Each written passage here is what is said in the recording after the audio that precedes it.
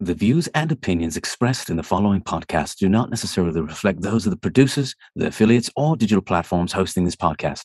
All content is for the purposes of education, conjecture, and at times entertainment. We promote inclusiveness and diversity. Enjoy the show. Welcome to Into the Deep with Jay Costa.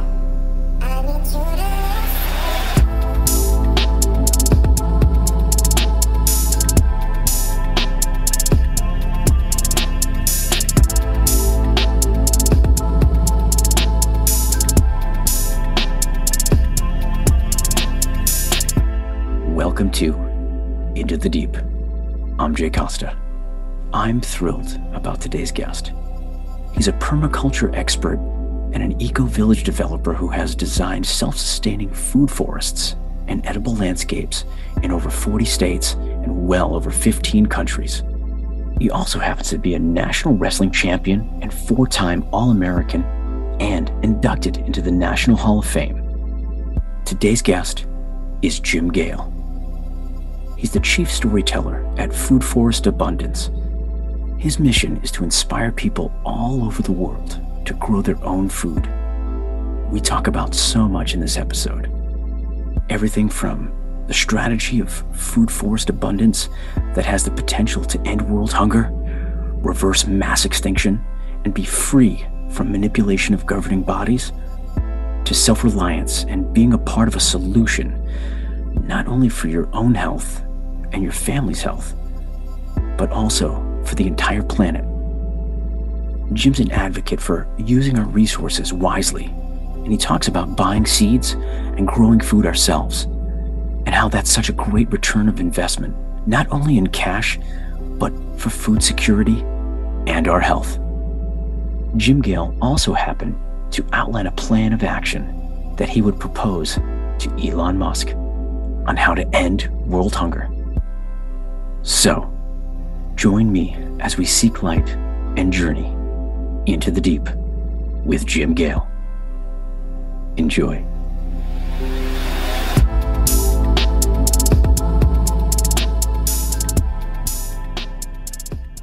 Well, Jim, thank you so much for doing this and making some time to do it, man.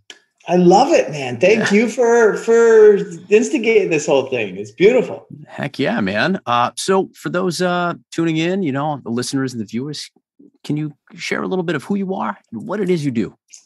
So my name is Jim Gale, and I am a passionate advocate for food forests everywhere. And throughout the course of this chat, I will define why. And I'll just start by saying what I'm going to present to you today is the answer to all the world's biggest problems. And it's demonstratable. It's a fact. That's not a hypothesis. That's a provable, demonstratable fact. And my joyful duty is to inspire and empower you to take steps towards your own freedom. Love that. Cool. Heck yeah, man. So, we can jump right in if we want to talk about Food Forest Abundance. Sure. Gosh, you're doing some incredible work, in my opinion, and what you're trying to do for the world. And also, what I find extra wonderful is for the individual. Yes. There's this focus on the individual, and it's such a liberating, sovereign experience in what it is you're tackling. So can you tell us a little bit about Food Forest Abundance? Yes. So Food Forest Abundance is basically what we do is we design and install edible landscapes or food forests. And we have about 40 to 50 million acres of lawn in the United States alone. When we turn 30 to 50% of that lawn, let's say we work the edges of our yards into regenerative edible landscapes or food forests, we reverse mass extinction and deforestation and cancer and diabetes and heart disease, and we end world hunger simply by using our resources wisely. So learning this process about 14 years ago, I red-pilled, I had my first 2 daughters, and I learned permaculture all in the same year, right? Right? So I learned, and in permaculture, we like to turn the problem into the solution, right? Yes. to define the problem. And there's two different theories on the focus. Why Einstein said, if I have an hour to solve a problem, I'll spend the first 55 minutes defining the problem so I know exactly what the problem is. And then I'll spend the next 5 minutes figuring out the solution, right? I love that philosophy to a certain point. At a certain point, Tony Robbins is right. He says, I spend 5% of my time on the problem and 95% of my time on the solution. So you got two pretty smart people who are saying what sounds to be the exact opposite when it's really not. You have to understand the problem to know how to solve it. So Einstein was right that way. But then once you know the problem, spending more time diving into the problem is painful. And that's what I went through for years, practically a decade, actually.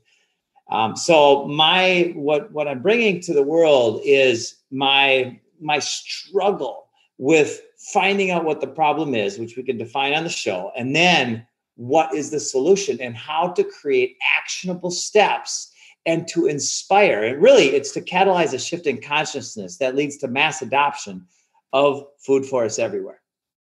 Love that. Oh, it's wonderful. And so, in your view, and your experience, we talk about the problem, right? We got to figure out what is that problem, and how do you feel you were able to come to the problem? Yeah. So when I had my first daughters, and it made me ask new questions about the world. Like, what's the world going to be like in 10, 20, or 30 years, 100 years? And when I started studying permaculture at the same time, I realized that the way we're using Earth's resources is radically unsustainable. And then this is back when I wasn't awake to the catalyst for this destruction. And I was like, gosh, why are we doing this? Why are we poisoning our soil, our air, our water, and especially our minds? Why are we poisoning our own minds with the poisons? And the ultimate mind poison is fear.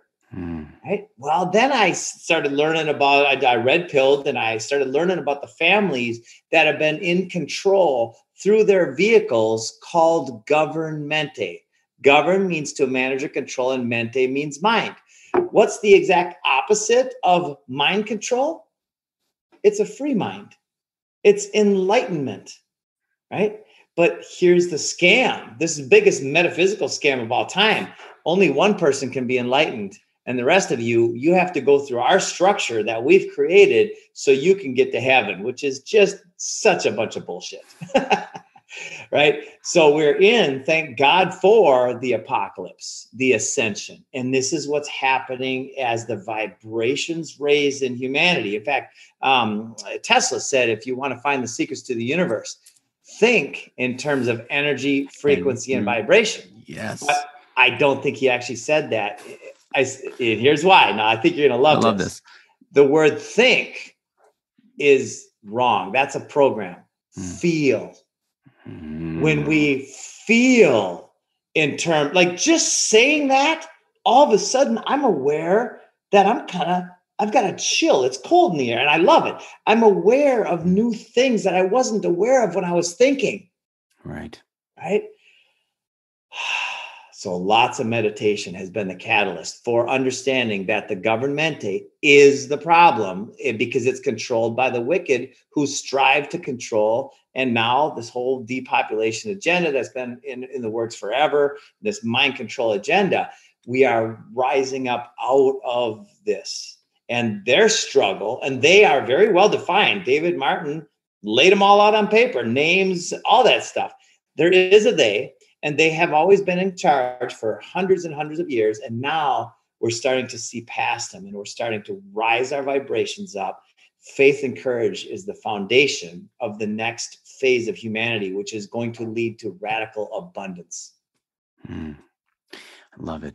And then with your knowledge of permaculture and learning how that could apply to the individual, right? How we can change the trajectory, if you will.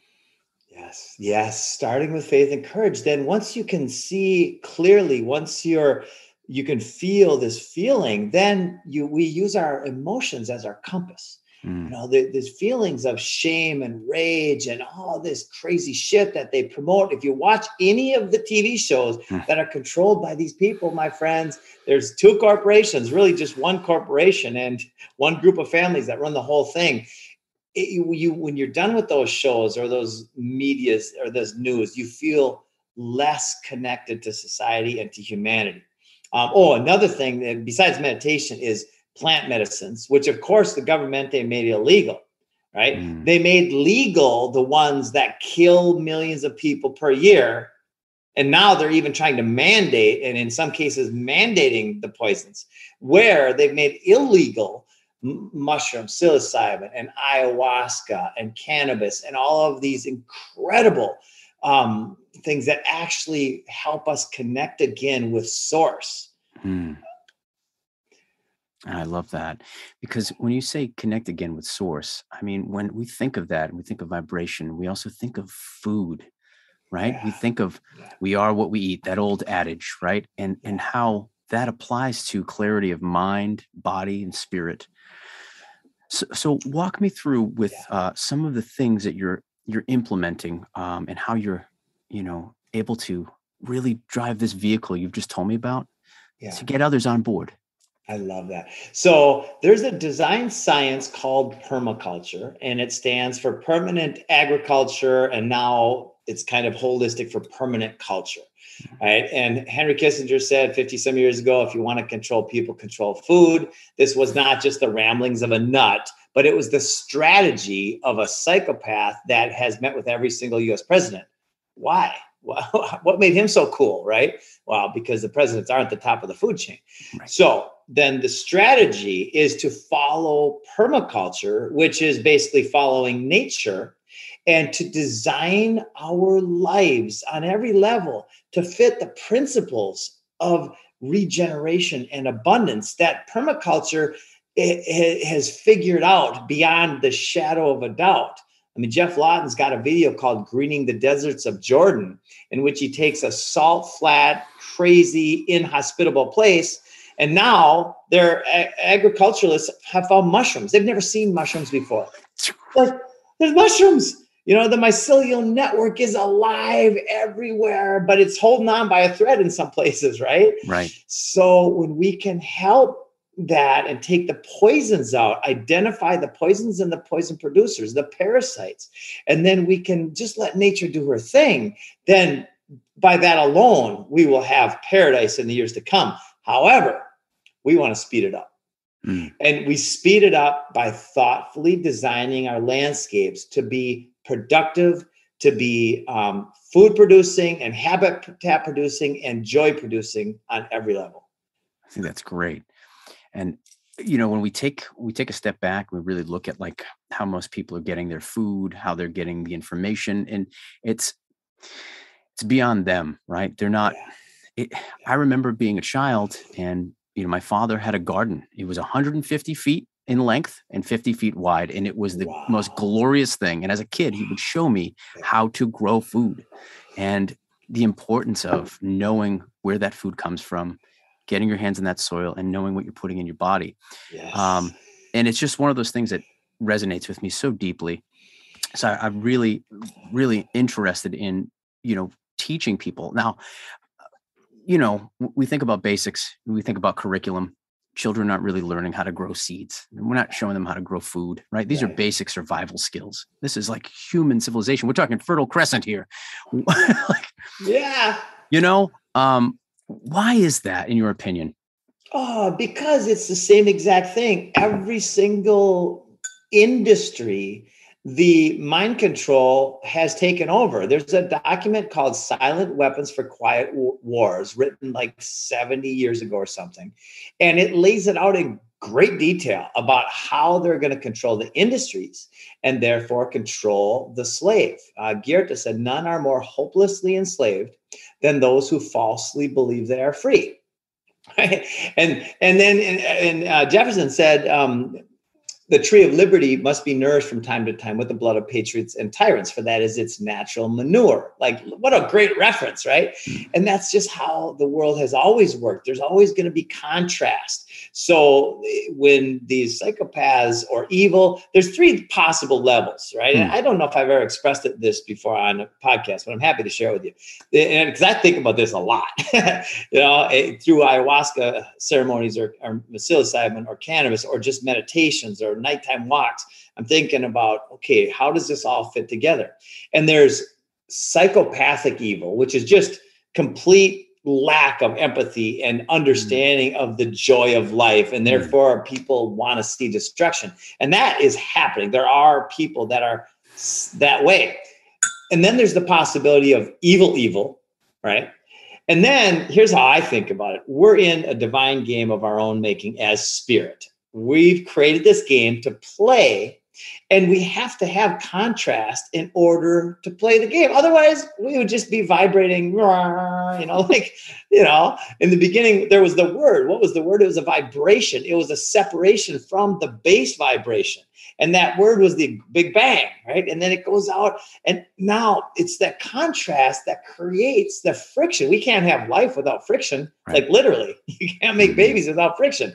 So it's the friction that creates the growth and the desire, which is of the Father, to ask new questions and to want new things, right? So it's all perfect. And I love this. I've never had, we're in the ascension. We're literally living the ascension by witnessing the rise of vibration throughout humanity. And a lot of people are focused right now when they turn on the news on the destruction of humanity. But all you have to do is turn your focus, and you can focus on the rising of humanity. And I guarantee it's a lot more fun. And I love that you bring that up because, for me, it's during a time where there's the proliferation of polarization, where we're looking and focusing on our differences versus looking at the commonalities that we all share. Yeah. And that being first and foremost, this beautiful, wonderful earth, and how it's important that we take care of it.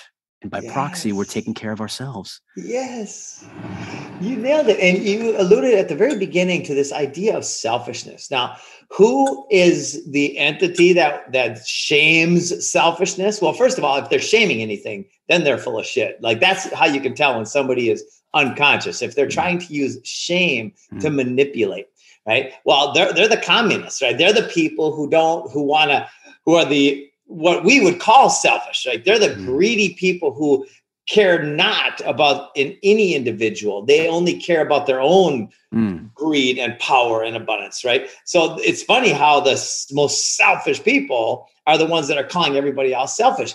But the truth of the matter is there's no possible way not to be selfish because we are self. Like everything starts from, in this experience of Jim Gale, looking outward. If I do anything, like Mother Teresa was wonderfully selfish. She learned that the most incredible way to serve is loving, is through love and through the joy of serving. So when selfishness and service align, when joy and love and selfishness align, you've got peace throughout the world. Absolutely. I love that. And so how are you spreading that love through food forest abundance, through showing people how they can have these, self-reliant, sustainable gardens? And thanks to you, we're spreading the love. This is how we're doing it. You and I are spreading the love right now, resonating with a new way forward and demonstrating and showing how it's so good on every single level. And then my joyful duty and obsession is to then say, okay, here's the exact next step. Call this, plant a seed here, do this. Here's the permaculture process. And so it's really taking and reverse engineering the Garden of Eden. Yeah. Like starting with the end in mind, that vision of joy and abundance everywhere. And then saying, okay, what's the next step in order to achieve that? And then eventually, which is happening, it's already happened. And now it's just a matter of stepping into it, is catalyzing a shift in consciousness globally that leads to mass adoption of this most logical thing, the Garden of Eden. And in your opinion, in your feeling, how are we able to maybe open hearts and open minds to considering these possibilities and seeing it, without sounding like the proverbial, tinfoil hat wearing individual that some people will automatically, right from the jump, start thinking, start feeling. How are we able to open hearts and minds to see the benefits for humanity through this? I love that question. By demonstrating it, by being it, as Gandhi said, be the change and literally be it, feel good. And Yeah. there's so many ways. I'm a huge fan now of Alan Watts and Terence McKenna and Abraham Hicks Yeah. and all of these greats throughout history and current and past who have just spoken about how powerful we are. We are source. We are God. We are spirit manifesting. And this idea of individuality is just our experience at the moment, but we are part of the bigger thing. 100%. Wow. Yeah. And just that, how we're all feeling that same one vibration, but vibrating at, everybody's on different frequencies at times, right? Yeah. Yes. We have free will. We are so free. We can choose bondage. It's just amazing, right? To take one from Esther Hicks or Abraham. This is the time. So by demonstrating this and by, like, for instance, if people get off track, and how do you know if you're off track? If you don't feel good, you're off track. Right. If you don't feel inspired, uplifted, if you don't have a focus forward towards some kind of service that brings you joy, then you're off track. But that's the good news, because now you know, right? So now turn the focus and start writing lists of positive aspects of your life. Start writing ways in which you desire to serve or to help somebody, and then take the step forward. Just the act of writing those things down and visualizing them will help uplift your spirit. And then actually doing them will be the next level. Like that. And almost like daily affirmations in a sense. Yes, and I like questions. Affirmations are great, but creative questions like, why am I so helpful? Why am I so loving? Why am I so free? Right? Because when you ask why or how, when you're asking of yourself, it opens up a new channel in your brain. It's like a physiological thing as well as a metaphysical thing, right? Affirmations, I am so-and-so, I am this or that. It's kind of a done, right? But when you ask why and how, it opens up pathways. Absolutely. It's that creative mind going. Yes. The problem-solving mind, which is back to earlier, finding that problem and then trying to figure out a solution for the problem.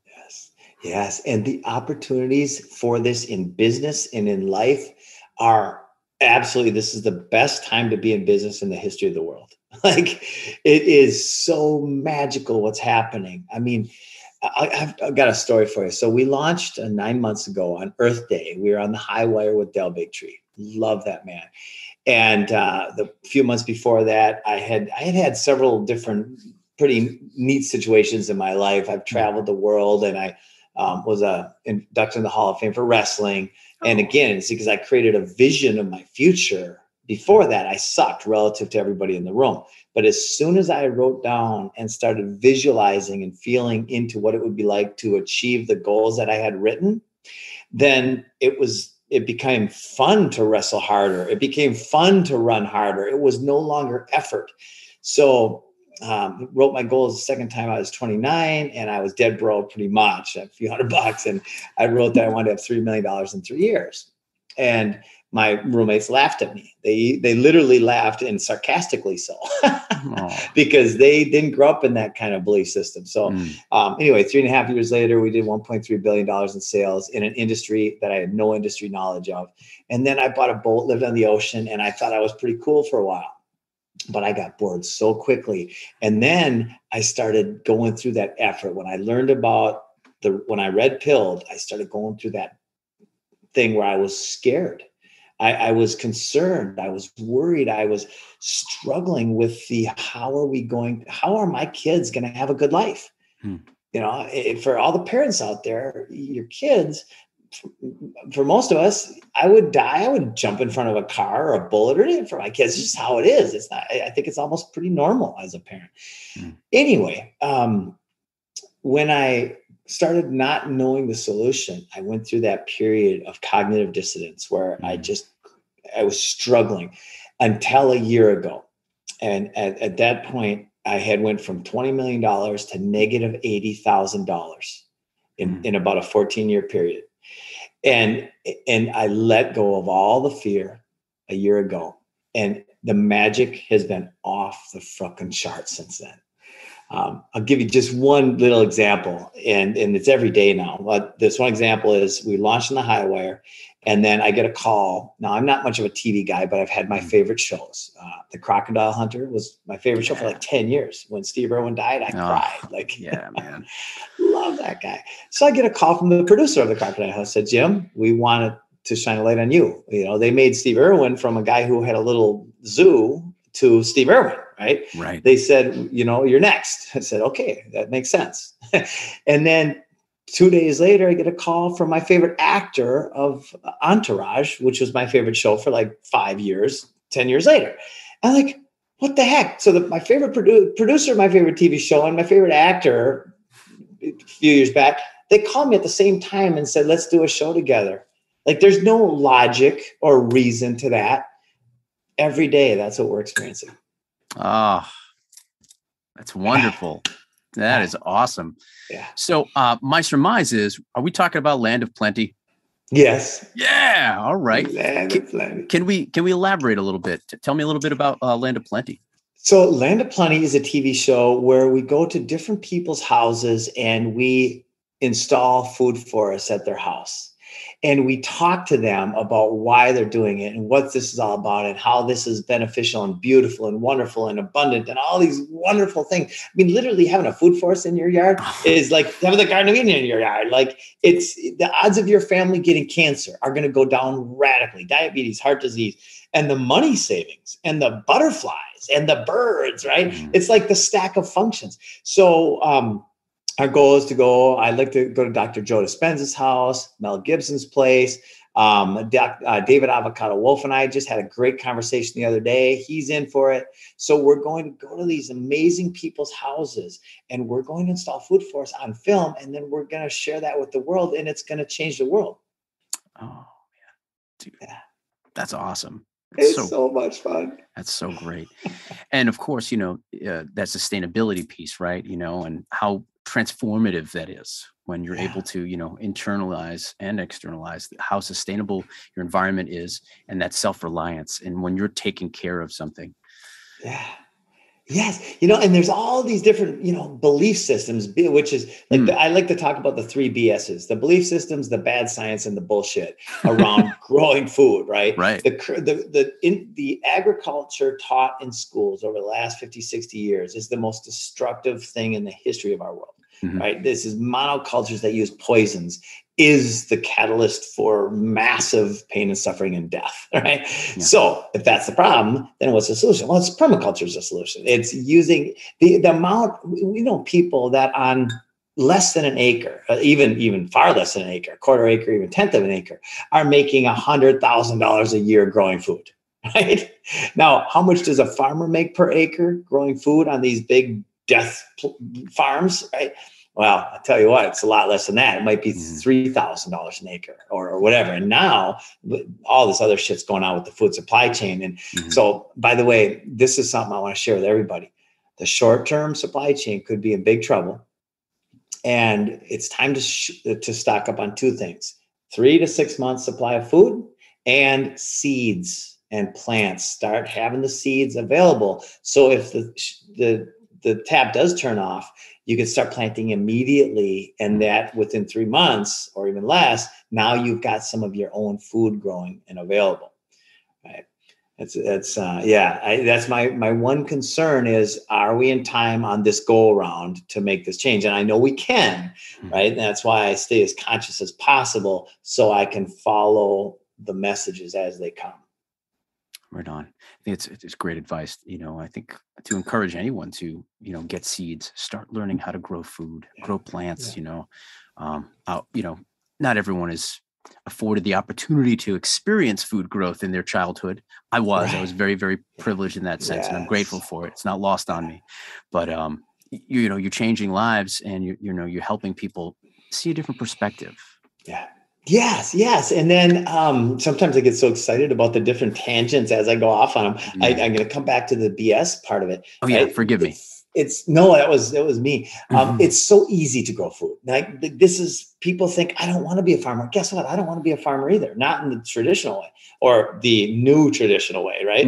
In the old traditional way where you're just walking outside and there's just food growing everywhere and you just pick some. Like that's the kind of farmer I want to be. And that's the type of food forest that we typically design are perennial edible landscapes. Right now, right here at Gall's Landing, we're building this off-grid community. We've got so many different types of perennial ground spinach.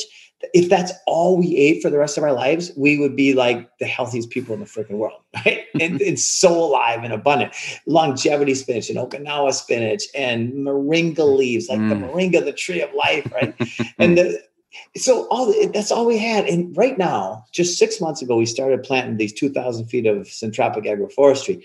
Right now, we've got so much food that I can go out anytime with several people and I can get a meal, multiple meals a day, almost zero effort. We had to put it in right. We installed it right and we created the layers correctly. But from there, nature does all of the work.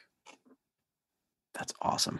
Isn't it? It's like, what's going on here? It's so easy to grow food, and then there's all these ways to stack the functions of that. Like people have talked, you've heard of pruning fruit trees, right? So if you have a bunch of fruit trees, it's good to cut some branches at certain times of year, which gives more energy to the fruit production. And it also opens up pathways for the wind and the sun to come into the leaves of the fruit tree, right? But if you turn that, if you go out a few months ahead of time and you cut a little notch around that branch, put some rooting compound, and you could use an old tennis ball or a little gadget you could buy for $1.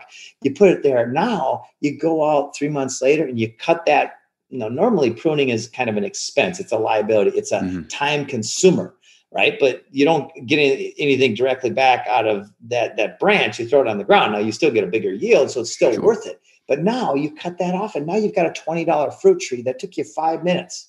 Now, is that scalable? What if you hired somebody at $20 an hour or $30 an hour, and they did that to, I don't know, you could do 30 of those in that amount of time if you did it efficiently. So now you just got 30 times 20 is $600. You just paid somebody $30, and now you bring them to market. Maybe you do that. Maybe you make $100 or $200, but you're also becoming part of the supply chain, right? Which is so critically important. So it's a stack of functions. That's awesome. My father used to use tennis balls on the pear tree in our yard. So yeah, it's so as soon as you said that, it brought me right back. I saw that. That's so cool, man. So your father's a superstar, man. That garden. Awesome. And tennis balls. Did he use rooting compounds back then, or did he just use good soil? I think it was just good soil. He made compost constantly. So it was always just, flipping stuff and add this, do this, bring this over here, so, and it was just this like magic is the best way. I felt like as a child was like, this is like earth magic that indigenous people understood and honed to be able to literally live within their land. Yes, it's just the normal, it's how it should be. It's the logical way to do it. And so that's what we're demonstrating on every level. And our business model is pretty neat. We probably got one of the fastest growing cooperatives in history. We started 9 months ago, and just in the last 3 months, we've sold like 70 co-ops. We've got 106 co-op partners around the world right now. Wow. And the cooperative, our mission internally is to serve the cooperative. The cooperative's job is to install food forests for their communities. Nice. And for their neighbors and so on. So this is it's a landscaping business. It's actually a little easier because we provide the food forest design blueprint, the landscape blueprint. Okay. And then if you could just read the simple blueprint, it talks about the layers of soil and mulch and sheet mulching and compost and different amendments. And then it talks about exactly which plant goes where, and it shows it all in a blueprint form. So the business of installing these food forests, it's very lucrative. It's typically a 40% margin, just like landscaping. And now you've got a job that takes 3 or 4 days for 3 or 4 people, and the owner of the business is going to net $5,000-6,000. Wow! While providing incredible value for the customer. Right, quality food. Yeah, Yeah, that's fantastic. Backing up a little bit, you said Galt's Landing. Yeah, as in John Galt? Like, who is Yeah. John Galt? Is that John Galt? Like, who is John Galt, man, baby? that's awesome. Yes, the power of the individual, man, right? And that's what this is all about. So we're creating this community to demonstrate this. And I've never seen a community like this. It's on a private 430-acre lake. We've got the only dock on the lake. There's a runway to our east coast. My partner's a pilot. So we don't own that yet, but we're hoping to very soon, where he can park his plane in his garage. And then we're building a studio on the property. And every day it's going to be my joyful duty and something I'm very excited about to demonstrate how easy this lifestyle is, because that's what we got to blow people's minds as far as, no, it's not hard. In fact, it's logical to walk outside and be amongst nature in a food forest feels incredible.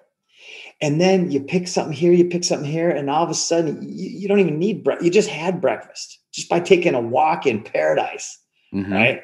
And then we're also, in fact, today we were eating some flowers. I did a little video, and nasturtium. There are nasturtium flowers. I never knew. I'm learning every day. I'm learning some magic. And Lindsay, amazing guest. She's like, oh yeah, try these. And I'm eating these flowers. I'm like, I've never had that taste before. And the nutrient, the wonder, the beauty of it. And it's just growing right there. So we're going to be taking that stuff and putting it on a plate, the garnishes, the beauty. We're going to show people that you just walked outside. This dish, which would be probably $100 at a fancy restaurant or 50, whatever. You just walked outside and it cost you zero. Like, in fact, the act of doing it was a net benefit. I like that. And what would you say in your feelings and your opinion through your experience for maybe someone who's feeling some trepidation, right? Like they're busy. Maybe they're a single parent, right? Maybe they don't have a lot of time. They want to, in their mind, they really want to grow food. They want to do it themselves. What advice would you give that individual? I would say start simple. Start with some plants. If you have a yard, then start by going out and planting a little Gale. Now, if you want to really speed up time, then get a design. We are fantastic. We got 32 professional food forest landscape designers. If you have the resources, it's $797 to get a design for your yard, for a suburban backyard. We can design it incredible. And then you can hire an installer. So if time is the issue and you have the financial resources, then just hire us and we'll get it done immediately, or hire some local permaculturalist.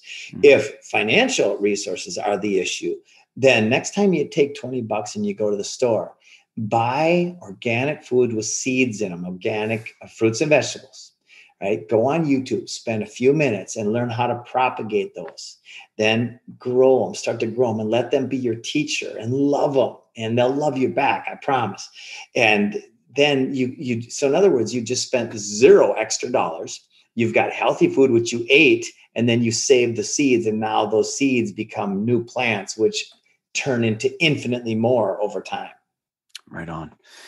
And in your opinion, with like space constraints, do you feel good about, like, let's say, hydroponically growing food at all, or? I feel great about most ways of growing food, as long as there's no poisons. And I've built a lot of hydroponic systems. In certain applications, they're wonderful. Indoors, they're great. Thank you to the cannabis industry who's taught us how to do this. Over time, because of course the illegal nature of that, there's just a huge, that could be well, there are documentaries about how crazy that is, but anyway, I'd like to point to some of those. Just one thing. Yeah, of course. When you look at why cannabis is illegal, you look back on how they did this. It was called the devil's lettuce in the churches, right? It was called reefer madness in Hollywood. Yeah. Right. So they engaged, and it was at the schools, just say no, and all these different things. So they engaged the church and Hollywood and the government on every level. And by the way, the church is part of the mind control, right? And they engaged. So this is the same thing happening now. And so anyway, just want to kind of point that out for maybe some Democratic minded people. And hey, man, when Obama first got elected, I had tears of joy because I wasn't awake yet. Right. So I was sleeping too. We were all sleeping at one point. And I like to share my kind of wake up stories and find ways to relate that and cannabis is a good way because a lot of Democrats think, oh yeah, that shouldn't be illegal. Well, look at how the government did that. It's the same thing is happening now. Yeah, it's for folks who, didn't realize some of the corporate control on that, the government control on that, and just how there was more money to be made having it being illegal. Yes. And just the propaganda that got launched around it. And I think it's important to stay mindful and vigilant that these are realities that, someone could be quick to say something is a conspiracy, but if you look at the facts and look at it objectively, right, and look at what is there with your eyes and let nothing without a lens in front of your eyes other than your own experience, right? Because that's human nature. We're but to look at something as objective as we can and really find out the facts of something, rather than just writing it off right away because it feels uncomfortable. Yeah. Yep. So, you nailed it, buddy. So why do you think someone might feel a little uncomfortable about maybe bringing some quality organic food into their life and maybe trying to have this self-sustaining food forest? So the question, there's so many layers of control and programming that to pick the one thing that's stuck in somebody's mind as to how they're programmed, I'd say the most important part for me is to ask the question, what's possible and what's the benefits for me personally, for my family, for our community and our world? And when we can start layering in the benefits, okay, for me personally, growing food is going to save me money. It's going to save me health. And so those are two basic things that, people think it takes time, and that time is going to take away from other more important aspects of your life. I'd say that's a program because it doesn't have to take hardly any time. And the return on your time invested, I'll give you microgreens, for example. Microgreens, if you have coffee in the morning, or any time of the day, it takes you 2 minutes to do your coffee or something. You can have a microgreens, a 10 by 20 flat right next to that. You put the little seeds on there. You can use a hemp mat or a cocoa coir mat or even soil, which I like better, and it's better for you. You can just put the soil in there out of your compost. You spread the seeds on there, and then all of a sudden, 14 days later, you've got a harvest with 10 seconds effort a day. Just you spray it. 10, 20 seconds. Now you've just spent less time than you spend brewing your coffee. And now you've got a flat worth $25 on the market, but it's not just the financial value of that. So you look at the time invested for your $25 worth of asset. And now you're looking at a huge, unless you make hundreds of dollars per hour at your work, then you just did good there. Right. And then, but that's just one return on investment. The other return is you're helping the world and you're helping yourself be healthy. So in every way, you're doing good. Right on. It's awesome.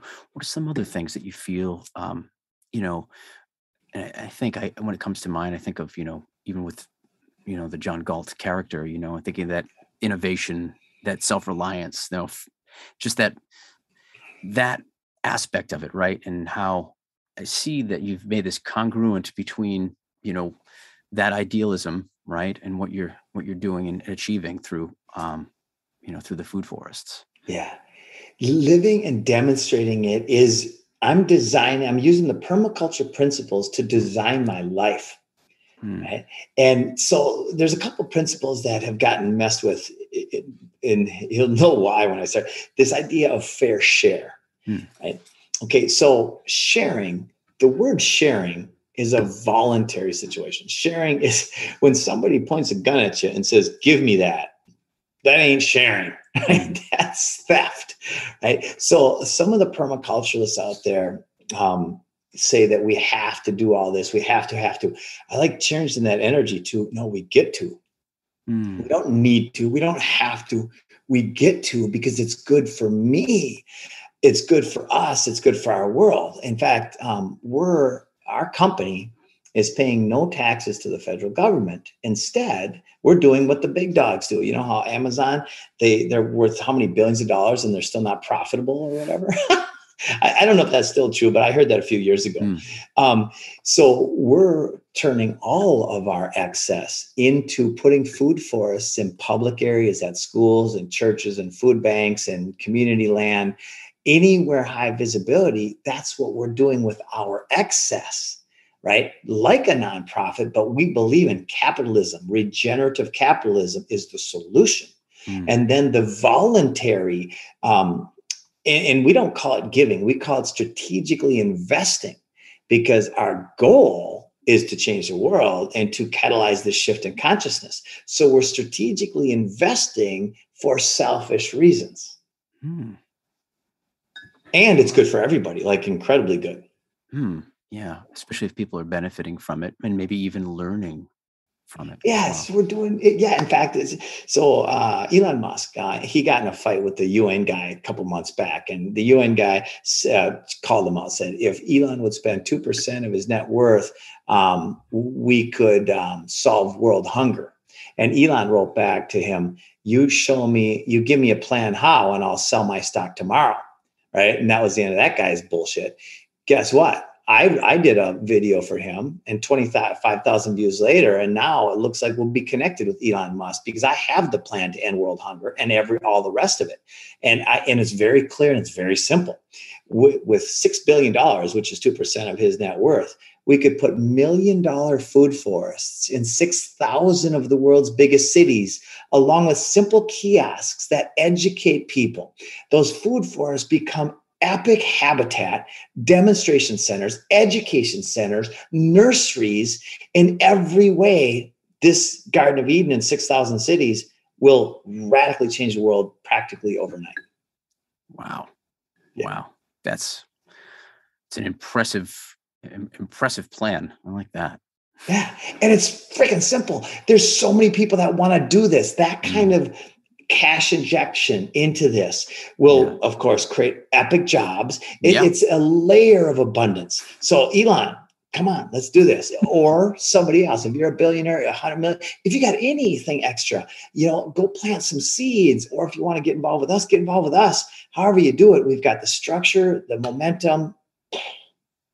Yeah. What got you on that trajectory, right? Just to want to, now obviously, we talked about it earlier, with your feelings and having this, revelation, so to speak, this epiphany after, having your family, but that desire and that drive to want to make that change. What got you on that trajectory? Well, it was really the three things that came together at the same time. And then the pain that I went through, having had financial success. And then once I found out about this, I put all my energy into finding this freaking solution. It's so funny. There's a book by, I think it's Jerry Hicks. And he wrote this book about how a lot of times wealthy people are people who made some money, especially if it's their first money. Because, my dad was a pipe fitter. My mom was a stay-at-home mom. So I didn't know anything about money other than I vibrated into it because I had a belief system that helped me. And then my strategy followed it. So he wrote this book, how most people that are in this situation go to flat broke before they start making money again. And I read that when I still had a few $1 million left. And I'm like, I'm not going to do that. It's not going to be me. It's not going to be I went to flat freaking broke. And then it happened when I let go of the fear and I literally went back into complete faith. I'm like, listen, I am abundant. And I was walking and meditating and I just let it all go. And I probably had tears in my eyes and it was epic. So then here's one. There's one thing stronger than all of the armies of the world. And that is an idea whose time has come. Victor Hugo. Mm-hmm. I started asking myself, what is the idea? And then, Napoleon Hill's quote, whatever the mind of man or woman can conceive and believe, it can achieve. Now, those are just fancy words that have stood the test of time. Or is there something to that? Well, then you look at all the great texts and they all say the same freaking thing. So then I start saying, well, what's the biggest vision that I can conceive and believe? And folks, if you all do this, anybody listening, what's the biggest vision that you can conceive and believe? Joy, and it should start with, does it make you feel good, inspired? And then I started questioning that, and then I became obsessed, and then joyfully obsessed. And that's a very important little tweak. from obsession, which connotes fear and effort, to joyfully obsessed, which connotes I'm just having fun, right? So it's complete selfishness, and I'm loving every minute of it. That's awesome.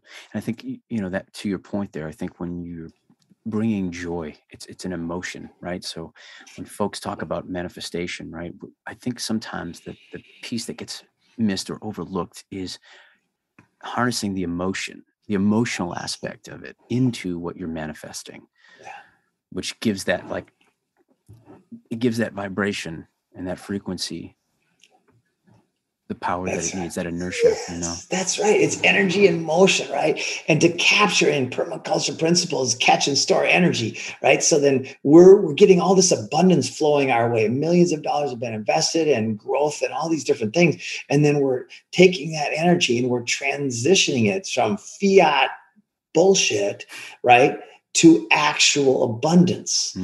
We've got a company that we're just launching called Grow Green Global. And this company, we're going to be the first that I know of to finance the installation of food forests and nurseries all over the world.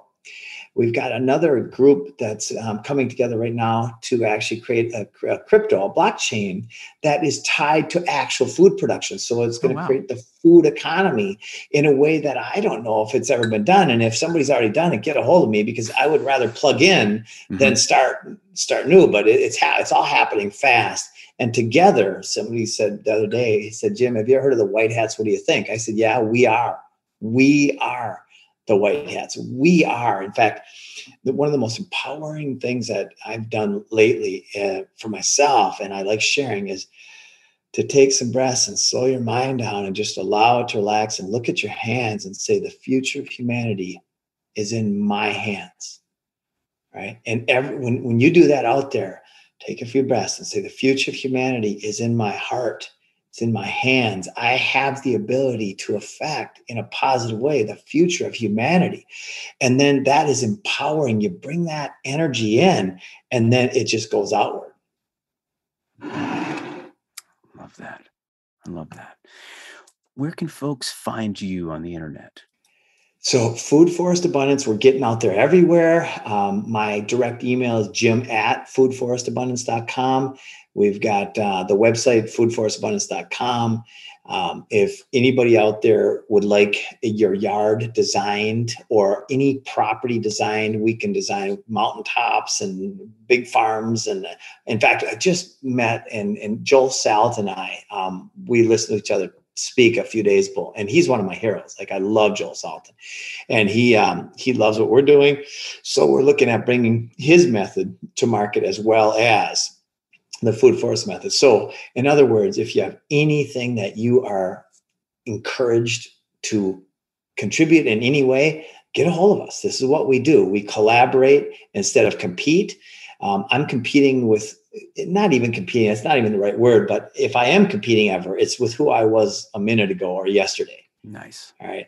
And I've been a competitor. I was at National Wrestling Channel. I used to be hyper competitive, and I've realized that it's better for me to tweak that a little bit and be like, okay, what am I really competing with? Is it that person over there just kicked my ass in something? No, it's how did I do? Did I do the best I could? Yeah. Then good. I'm happy. Right on. It's important to find that happiness within oneself, right? Sure is, brother. That's awesome. Well, anything coming up that you want to plug? Yeah, my joy is to inspire you to take action, take the next steps, plant seeds, reach out to people, serve, find a way to serve, and then make a lifestyle out of that. And then, there's just so many things happening. Join our group in any way that you're inspired to do so. And together, we're changing the world. This is the best opportunity in the history of humanity, because we get to usher in what's next. And it's beautiful. Absolutely. It is beautiful. We're going to keep it in our minds that it's beautiful, and we're going to make it beautiful. Yes. And be prepared, but not out of fear. Be prepared right. Out of joy, out of love, out of, oh my gosh, this is kind of interesting. Yeah. I had a wonderful guest just several episodes ago. And, he talked about when he was a young child and he was in the Scouts, that motto, be prepared. And he asked the scout leader, be prepared for what? And the Scout master said, well, how should I know? And that was his whole, philosophy of life that he, implemented. And it's just, you're right, preparation. Yeah. In the heart and the mind first, right? And that's through allowing the mind to relax and just meditating, taking naps, go do something fun. Right? That's the first step, is to have joy. And then from there, everything's possible. Yeah, I agree. I love feeling that joy, and I love giving joy to others. Yes. So it's awesome. Well, Jim, thank you so much for doing this. This has been a wonderful conversation, brother. It sure has, brother. I love you, your energy, and thanks to everybody out there who is still listening. And there you have it. I really enjoyed my conversation with Jim today. We learned about so many different things, like permaculture, that utopian-like food system. We even talked about self-reliance and being empowered to be part of a solution for our own health and our family's health, but also how we contribute to the world around us. I think it's great what Jim and Food Forest Abundance is doing, and how people can fast track that process by getting a certified permaculture expert to design a food forest right in their own backyard. If you want more information on Food Forest Abundance, you can go to foodforestabundance.com. And if you want to follow Food Forest Abundance on Instagram, you can find them at Food Forest Abundance. If you're watching this episode, be sure to hit that like button and subscribe to the channel, and hit that notification bell so you can find out about new episodes when they come out. Feel free to share in the comments too, maybe some of your ideas, or maybe some questions you might have about self-reliance and food sustainability. If you're listening to this podcast, take a moment and rate it. We truly would appreciate that. You can find us on Instagram at itd.jcosta, as well as on Twitter at itd_jcosta. I can't thank you all enough for joining us on this journey. And until next time, take care of one another and keep thinking for yourself.